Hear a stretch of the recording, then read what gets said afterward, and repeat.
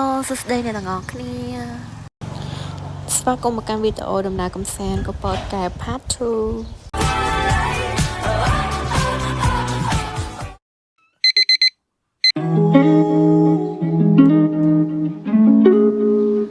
បន្ទាប់ពីភ្ញាក់ពីគេងនៅគ្នារៀបចំខ្លួនរួចរាល់ហើយអ្វីដែលពួកខ្ញុំធ្វើមុនគេនោះគឺនៅគ្នាទៅរកកាហ្វេញ៉ាំ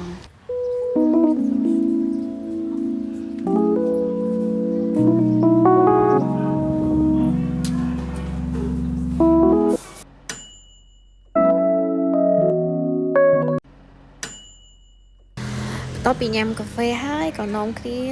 បន្តដំណើរទៅរកអាហារពេលព្រឹកពេលហ្នឹងក៏នាំគ្នាជិះទៅរកបាយឆាក្តាមដែលល្បីប្រចាំខេត្តកពតដែរប៉ុន្តែមនុស្សច្រើនពេកណាមួយហេវផងក៏ខ្ជិលចាំប៉ុន្តែកន្លែងដែលពួកខ្ញុំទៅញ៉ាំនេះក៏ឆ្ងាញ់ដែរអ្នកទាំងអស់គ្នាបន្ទាប់ពីញ៉ាំអាហារពេលព្រឹករួចរាល់ហើយពួកខ្ញុំក៏បន្តដំណើរជិះម៉ូតូឡើងលើភ្នំទៅរកហាងកាហ្វេមួយកន្លែងទៀត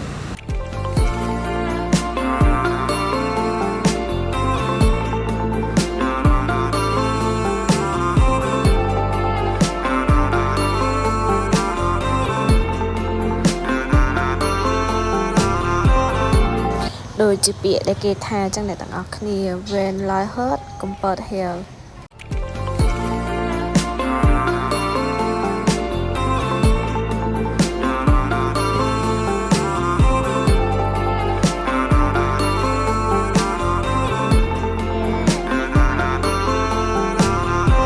បន្ទាប់ពីពួកយើងមកដល់កាហ្វេចលងភ្នំអ្វីដែលពួកយើងធ្វើមុនគេគឺពួកយើង order drink ដើម្បីទុកញ៉ាំ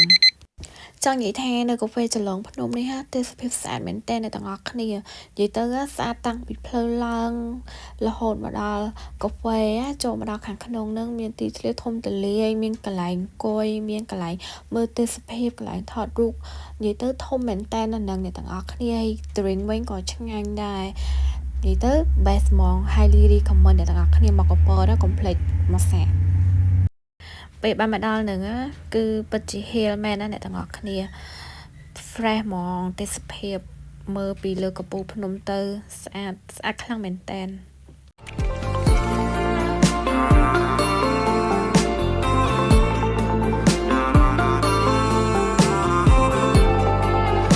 បន្ទាប់ពីនាំគ្នាដើរមើលព្រៃព្រឹក្សាថតរូបលេងរៀងហត់ហើយពួកខ្ញុំក៏មករកកន្លែងអង្គុយដើម្បីជជែកគ្នាលេងនិងមើលទេសភាព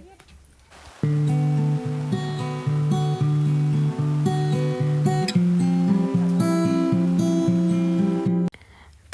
ថតរូបអស់ចិត្តហើយប៉ុន្តែមានណាដើរមកមុខមានកន្លែងថតរូបស្អាតទៀតក៏នាំគ្នាដាក់ម្នាក់ពីរប៉ុស្តិ៍ទៀតទៅបន្ទាប់ពីដើរលេងថតរូបអស់ចិត្តហើយយើងក៏នាំគ្នា back មកវិញពួកខ្ញុំមកកន្លែងគេងវិញដើម្បីរៀបចំអីវ៉ាន់ check out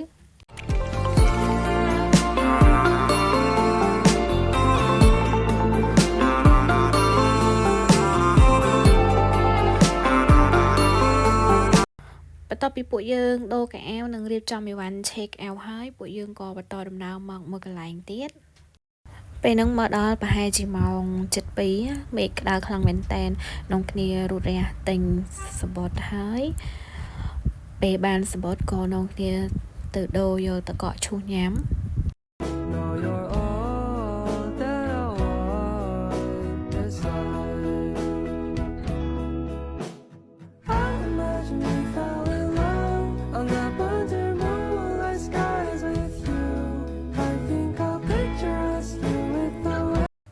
បន្ទាប់ពីរងចាំទឹកកកឈូសអស់រយៈពេលយ៉ាងយូរក៏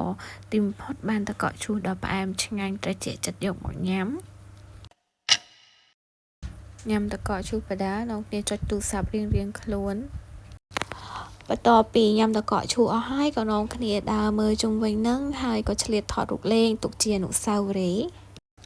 កន្លែងរបស់គាត់ធំហើយកន្លែងថតរូបក៏ច្រើនដែរតែដោយសារតែពួកខ្ញុំទៅពេលថ្ងៃអញ្ចឹងថតរូបក៏សូវស្អាតទេអ្នកទាំងអស់គ្នា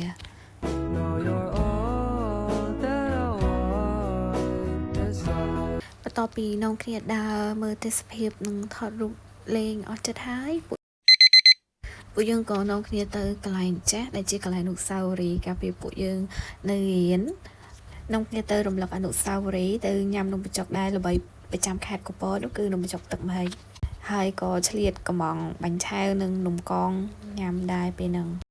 ដោយសារតែញ៉ាំអីហើយម៉ោងក៏រៀងល្ងាចដែរហើយដោយសារតែខ្ញុំជិះម៉ូតូពីតកៅទៅតែម្នាក់ឯងអញ្ចឹងខ្ញុំក៏ចេញមកវិញមុនគេអូខេកាយចឹងវីដេអូដែលលេងក៏ពតកែមកយប់មួយថ្ងៃរបស់ខ្ញុំក៏បញ្ចប់តាមហ្នឹងហើយ See you next video bye bye